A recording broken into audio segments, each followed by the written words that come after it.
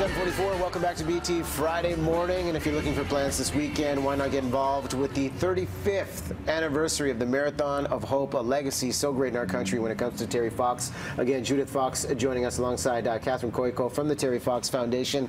Amazing to say, 35 years later, this run exists. It's alive and well, and the participation across the country is so impressive. How has the family, first off, been celebrating this milestone year, Judith? Well, we've had so many events. Starting in February, my brothers Daryl and Fred traveled to the UAE, where they participated in Abu Dhabi's 20th anniversary of their run there, and there was approximately 20,000 people running along the Corniche. That in itself is incredible. Over, in an area like that, you think in Canada it's big. What allowed the story to get so big internationally?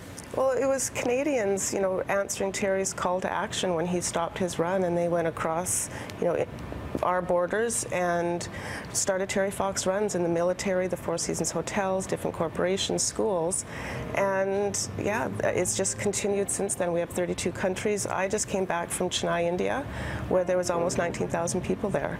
It's staggering. Cuba has averages about 2 million people in 5,000 locations across the country. So it's amazing that that not only Cuba, they call him their son, they think he's theirs, but also in Chennai, India, I was just told by our organizer that Terry's not just Canadian anymore, Judith. He's international. He belongs to the world. It is such an incredible impact. And Catherine, we were just chatting about your experience 2 months in with the Terry Fox Foundation.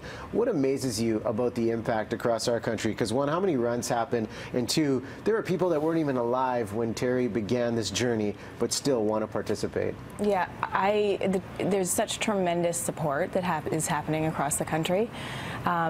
This year, but for 35 years, it's been that way. There's 9,000 runs that happen across Canada. It's really impressive. And everybody coming out, the registration, you guys keep it so simple with the community engagement.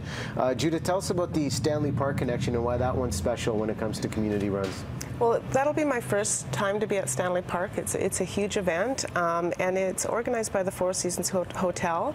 And Mr. Isidore Sharp, actually, the founder of Four Seasons, he was the gentleman that he supported Terry when he came into Toronto, but he was the one that when Terry stopped his event, or his run, sorry, that he said, Terry, what do you think if we do a run in your honor? And so it's heartwarming for us as family to know that Terry knew, and for everybody that's a Terry Foxer, to know that Terry knew that there would be a Terry Fox run in his name before he died. I know that he would never have believed that Canadians would have jumped to this cause so beautifully and so powerfully 35 years later. And Catherine, when you're marketing, this idea and this initiative, what surprises you with the response that you've received in terms of enthusiasm and participants? Like you mentioned, the schools. My 13-year-old nephew knows who Terry Fox is. He was not alive when obviously he ran. It's phenomenal how his vision has continued and is inspiring people even now. And what do you think? I know this week was a special one too, with some heritage minutes being released again to honor the legacy of Terry Fox. What do you think when you see things like this, Judith? Of one, what you remember about your brother, and two, just about the Canadian spirit and international spirit to support a great cause? You know what? When I think of Terry, and I'm going to get emotional, but the only thing I can think of is being overwhelmed. Like why do I get to be a part of this amazing legacy, for what Terry did? And the 35th anniversary, our family went back to St. John's, where Terry dipped his foot in the Atlantic Ocean. We found this, Parks Canada found that exact spot.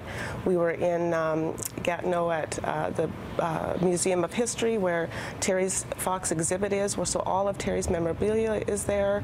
It's an absolutely powerful, powerful exhibit, so beautiful, so Canadians can go and see his journal and his shorts and his leg and his sock, and find their letters that they may have wrote to him in a virtual, I can't think of, display that they have.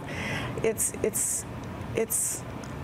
amazing. It's just absolutely amazing. I get stuck for words when I think of how I feel, and I'm just blessed, and that we have been given this gift of having Terry as this amazing Canadian, and to be such an amazing part of it. Well, it's a powerful part of our national identity. Listen, thanks to you both for coming on. terryfox.org is the website to find out more. And Greg Harper even participating. Yeah. Coquitlam is where he's emceeing, yeah? Coquitlam, that's right. Blue Mountain Park. All right, Greg Harper on board with it too. You can do the same.